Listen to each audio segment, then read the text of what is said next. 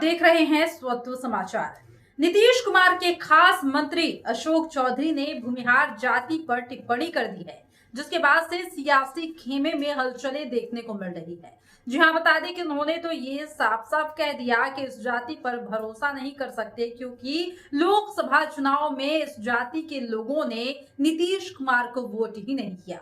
महज ये आरोप है या इसमें कोई सत्यता है ये तो हम नहीं जानते, लेकिन जिस तरीके से अशोक चौधरी ने बयान दिया है इस पर सवाल उठने शुरू हो गए हैं। चलिए आपको सुनाते हैं सबसे पहले वो बयान जो कि अशोक चौधरी ने दिया है और किस तरीके से उन्होंने भूमिहार जाति के लोगों को कोसा है। जनता दल में रहते हुए जो लोग पार्टी का साथ नहीं दिए चुनाव में, उनके बारे में हमने कहा। इसको लोग मेरा पूरा भाषण पढ़िए, सुनिए क्या हमने कहा। हम तो ये भी कहते हैं, ललन बाबू को मुंगेर में लोग भूमिहार बना दिया, इनको चंद्रवंशी बना दिया, वहां अति पिछड़ा वोट नहीं किया। जीवन भर मंडल कमीशन से लेकर के नीतीश कुमार के समता काल से लोग ललन बाबू अति पिछड़ा के लड़ते रहे। अब आपको चुनाव के समय बना दिया, अशोक महतो को वोट कर दिए। हम उस भावना के खिलाफ बोल रहे हैं ना। जनरल लोग खिलाफ होते हैं, अलग बात है, लेकिन जो पार्टी के लोग हैं, जो पार्टी में जिनको ताकत दिया है, जो पार्टी में हैं, जो भविष्य में और आगे भी पार्टी में रहना चाहते हैं, हम उनके बारे में वो क्यों नहीं अपनी ताकत लगा। हमको 5% वोट आता, हमको 10% वोट, कम से कम हमको लगता ना भाई अपने लोग लगे हुए हैं।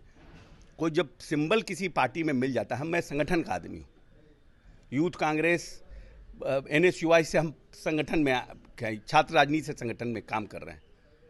जो तक व्यक्ति को सिंबल नहीं मिलता वो एक जात का होता है, सिंबल मिलने के बाद वो पार्टी का आदमी होता है, और पार्टी को भी आप जात में बांटिएगा। मेरा तो बोलने का भाव वही था ना जी। लेकिन अब है कि कुछ लोग को लगता है कि हम शंकराचार्य हैं। मेरे तो ये भी जा रहा है कि आप अपने दामाद के लिए घोसी सीट चाहते हैं, उनका है कि घोसी चाहते हैं। हमारे सायन कुणाल हो गए हैं, क्या नाम है, कमला हैरिस, पुतिन, कि जहां हम जाते हैं, जहानाबाद गए तो घोसी लड़ाना चाहते हैं, बरबीघा जाते हैं तो कहते हैं बरबीघा लड़ाना चाहते हैं, समस्तीपुर जाते हैं तो कहते हैं वहां लड़ाना चाहते हैं। अरे बेचारा लॉ करके अपना लॉ फर्म चला रहा है, उनको चलाने दीजिए। अब हमारे कंधा पर बैठ के हमारा दामाद का शिकार मत करिए, ये सब गलत राजनीति है। आखिरी सवाल है, कह रहे हैं कि आपका जो बयान था उसमें ये आप कहें कि भूमिहार को हम अच्छे से जानते हैं, इसको लेकर अच्छे से जानते हैं इसलिए कि भूमिहार के जो लोग हैं, मेरे पिताजी महेश बाबू और श्री बाबू के साथ, मेरे पिताजी को श्री बाबू ने पढ़ाया। पहला इस प्रदेश में 25 लाख रुपया का मुख्यमंत्री ग्रांट मेरे पिताजी को श्री बाबू ने दिया है।